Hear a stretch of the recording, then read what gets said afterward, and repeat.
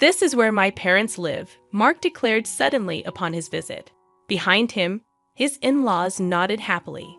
I found myself in the middle of an online meeting and quickly apologized to the other party before ending the call.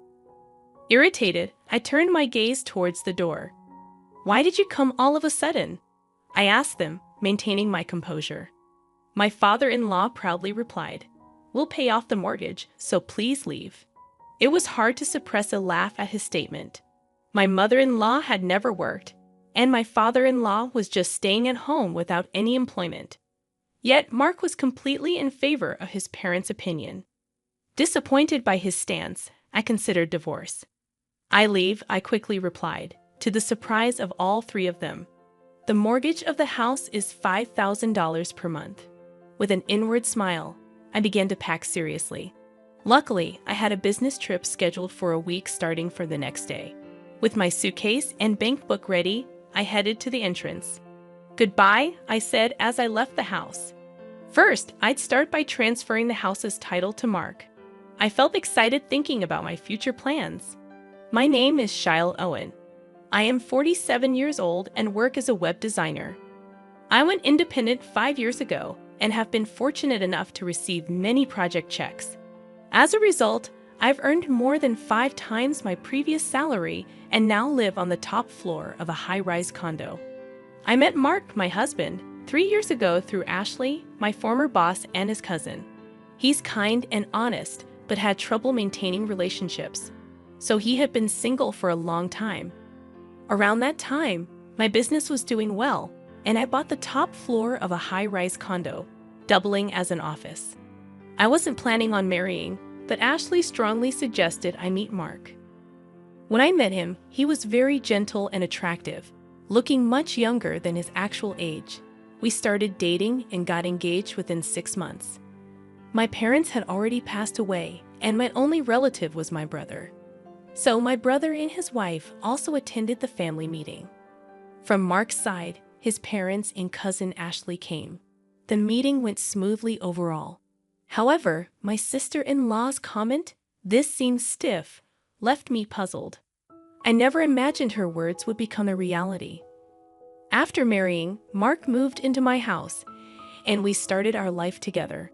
His workplace was harsh, requiring him to leave early in the morning and return home past midnight. Despite this, his salary was only a quarter of mine. I suggested to Mark, who was exhausted and went to sleep immediately every day, "It's bad for your health. Why don't you look for another job?" However, he reprimanded me with a face full of anger. "Are you saying I should quit my job? Are you looking down on me because I earn less?" I was surprised by Mark's strong reaction, as we had never argued before. Feeling uncomfortable about unintentionally disrespecting his job, I decided to apologize sincerely. "I'm sorry. I didn't mean it that way. I'm just worried about your health." Mark quickly calmed down and apologized. Our first argument ended swiftly. However, it became difficult to suggest a job change afterward.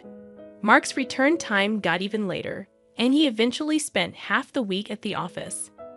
While I was concerned about his health, he seemed to enjoy his job. So I decided to support him as much as I could, creating a relaxing environment whenever he returned home. "Hey, about my dad's medical expenses, could we increase the remittance a bit?" Mark suggested this when his father was in the hospital with back pain. Sighing inwardly at his request in his father's hospital room, I didn't hesitate to help my in-laws, as I had no parents of my own. Our household depended on my income, with Mark contributing a part of his salary to his parents. His salary wasn't low for a man in his 40s, but the exact amount he kept for himself was unclear. However, it was evident he was providing enough for his parents not to struggle. I couldn't agree when he insisted on increasing the remittance because it was possible only due to my income. Yet it was hard to refuse in front of his parents.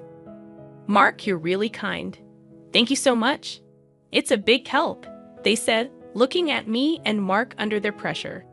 I reluctantly agreed to increase the remittance. Afterward, my in-laws started demanding money for various reasons, not just the remittance.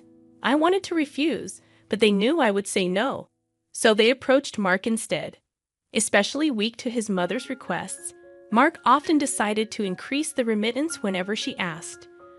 On the day his father returned from the hospital, after sending my in-laws off in a taxi, Mark and I returned home, only to find surprisingly that his parents, who were supposed to have gone home, were waiting outside our house.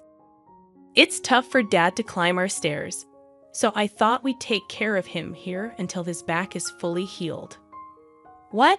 You can't just spring that on me. My surprised reaction made my mother-in-law frown. My father-in-law stood in front of the door as if to say, "Let us in quickly, Mark." "That's okay, right?" Mark replied, and I stared at him in shock. He avoided my gaze from his reaction. As I observed the situation, it became apparent that Mark and his parents had likely already discussed their plans. "Fine, you can stay here until you're fully recovered." I reluctantly relented, ushering my in-laws inside. They surveyed the house and settled onto the living room sofa. "Look at this place, so nice. Our house is 50 years old and falling apart," remarked my father-in-law. "Yeah, it's really showing its age," agreed my mother-in-law. Mark nodded along, indicating their intention to stay for an extended period. Admittedly, since I had been providing them with financial support, having them here might ease the burden. However, financial considerations aside, it didn't mean I welcomed the idea of cohabiting. Renovating old houses is trendy these days. How about considering that, Mark? I suggested. "Yeah, maybe," Mark replied vaguely. 2 years into our marriage, despite being in the supposed honeymoon phase, Mark and I hardly spent time together. We hadn't even gone on a honeymoon. This place served as both my home and office. It was manageable when Mark was out for work, but with my in-laws around all day, it complicated things. If we were to live together, I'd rather move into their house and reserve this place solely as an office. Thanks to my initial resistance, the topic of cohabitation wasn't brought up again by my in-laws. However, even months after my father-in-law's discharge from the hospital, my mother-in-law showed no sign of taking him back. Their belongings started to overflow from the guest room into the living room. "Mark, your dad seems perfectly healthy now. He even went bowling today. Maybe it's time for them to go home," I suggested. "What are you saying? Sending my dad back with his bad back is cruel. What if it gets worse?" Mark raised his voice, leaving me silent. It seemed that Mark believed raising his voice would compel compliance. He frequently asserted his opinions loudly, and opposing him often resulted in my mother-in-law siding with him, putting me at a disadvantage. This dynamic persisted for 2 years. During this time, I took care of all the housework while my in-laws frequently went out to enjoy themselves. Despite my father-in-law's back being fully healed, there were no signs of them returning home. "Sorry, I have a meeting at 1 p.m. today, so I'll eat lunch in my room, okay?" I informed them as I placed lunch on the table.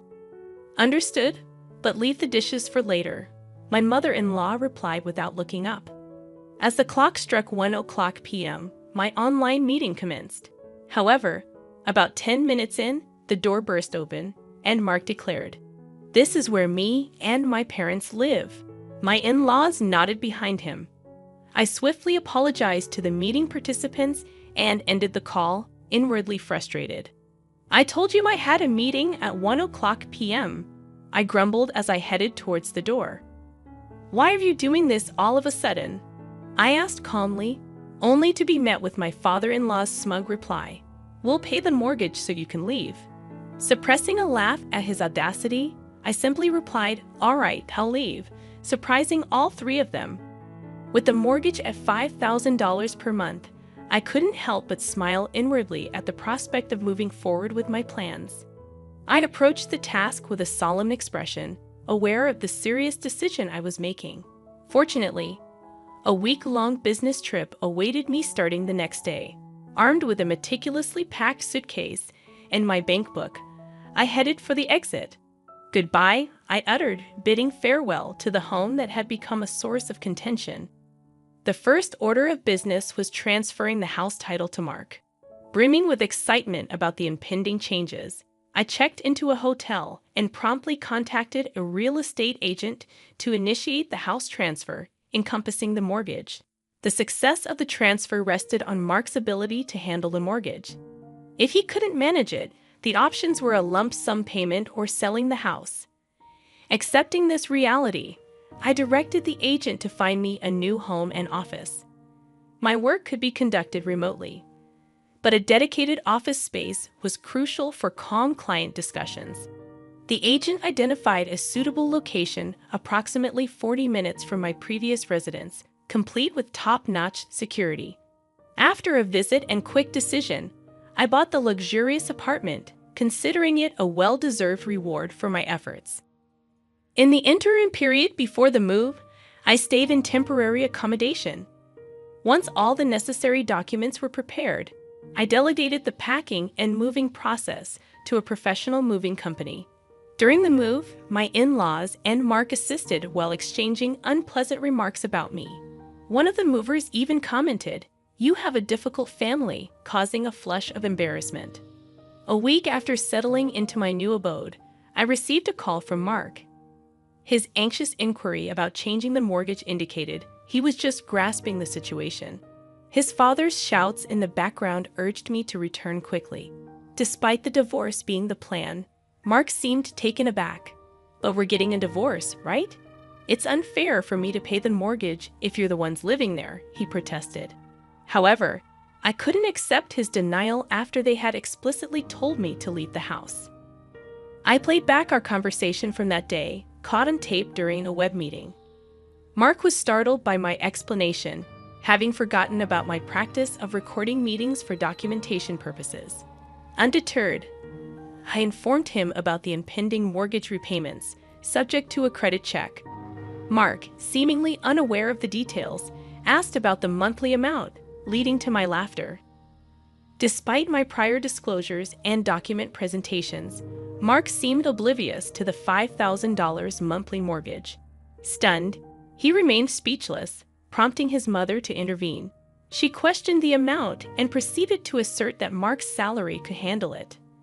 Unbeknownst to his parents, Mark hadn't disclosed his actual salary, allowing his mother to confidently declare that they wouldn't assist me any longer. In response, I burst into laughter, provoking her anger. Undeterred, I revealed the actual mortgage amount, $4,000. "What? The mortgage is Mark's monthly salary. That's absurd." My words left her shocked and frozen for a moment, but then she burst into laughter. "That's impossible. Mark has been sending us $4,000 every month. If his salary is really $4,000, he would have been sending us all of it. Stop lying," she exclaimed, refusing to believe me. Remaining calm, I pointed her towards the evidence. "Look at the shelf right by the entrance of the living room. You'll find Mark's salary slips there. If you doubt it, check for yourself." She dismissed my explanation, accusing me of lying, and headed to the indicated shelf. In the background, I could hear Mark trying to stop her. Soon, her voice of surprise came through the phone. "What? There's not even $4,000 here, Mark. What's the meaning of this?" Mark's actual salary turned out to be even lower than I knew, and I could hear his in-laws questioning him in the background. "You might not hear me, but just so you know, the house mortgage is $5,000 a month. Take care," I declared as loudly as possible. Whether they heard me or not, I ended the call. Mark called again several times later, but I ignored them all. "Let's discuss this through a lawyer from now on," I texted him, and then ignored any further communication.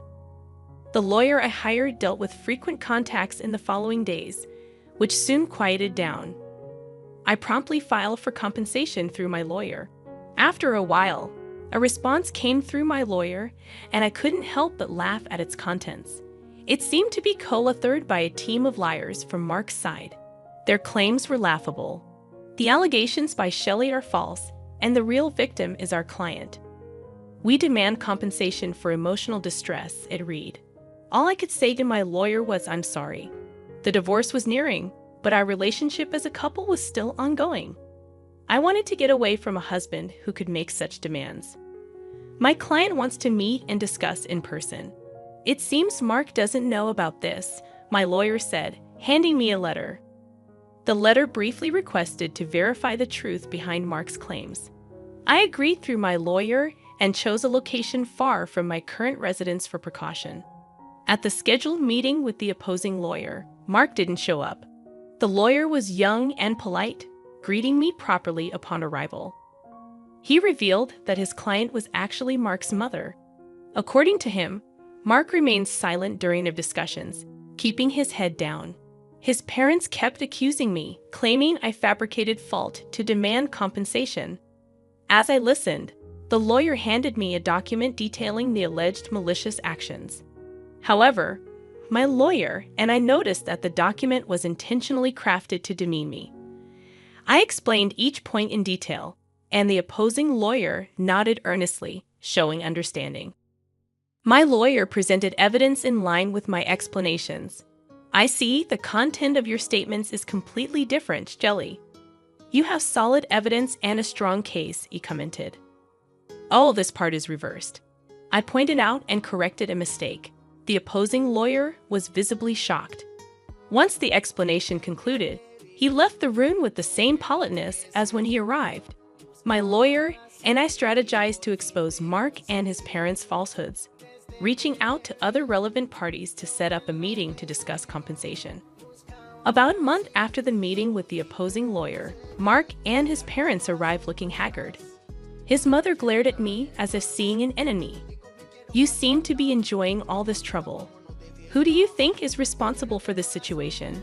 She asked, dissatisfied with the private dining room I had chosen.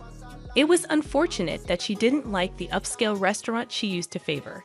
However, her irritation might also be influenced by the fact that the opposing lawyer, having learned the truth, dropped their defense. Mother, you used to like this place, right? I anticipated her delight, but she met my words with a somber expression. We entered the restaurant, greeted by staff, briefed on our situation, and escorted to a private room. Mark remained silent until we were seated, then suddenly grew emotional. Shelly, I was wrong. Please help me. I can't go on like this. I'll do anything you say. Please come back, Mark pleaded, stunning his parents. I offered a kind smile, momentarily easing Mark's distress. However, I signaled my lawyer, who handed Mark a document. As Mark paled, I urged him to read it. His mother snatched it, glaring furiously. The document meticulously refuted each of Mark's claims in stark red ink. Enraged, she splashed water on my face, berating me for my arrogance. To everyone's surprise, I burst into laughter at the absurdity of the situation. My laughter caught them off guard, including my lawyer. Yes, it seems I wasn't the perfect wife, I quipped. I shared the burden of household chores, endured criticism for my infertility, and even had my earnings taken. As Mark's parents continued to rail against me, I signaled my lawyer, who produced a photograph. It depicted Mark entering a hotel with a young woman, my former boss and Mark's cousin Ashley. Shocked into silence, Mark couldn't deny the evidence. Ashley explained the situation, revealing Mark's infidelity. In the face of his guilt, I submitted the divorce papers and compensation documents. Mark, overwhelmed, began to cry. His parents, equally shocked, faced the reality of their son's actions. Within a month, Ashley informed me that Mark and his parents had moved due to financial strain. Mark's salary couldn't sustain their spending habits, and they sought rent assistance. The compensation for the deceived woman and myself was covered by Ashley's parents. Surprisingly, Ashley found love with Mark's former lawyer, drawn to his decisiveness. Embracing the unexpected turn of events, I started blogging about my experiences, leading to new writing opportunities. Since the divorce, I've been pursued by a corporate executive I met through business. Our relationship turned romantic, and he's proposed we live together. While I contemplate my answer, I'm certain of my decision. As I prepare for our date tomorrow, I reflect on the journey that brought me here, seated in front of my computer once again,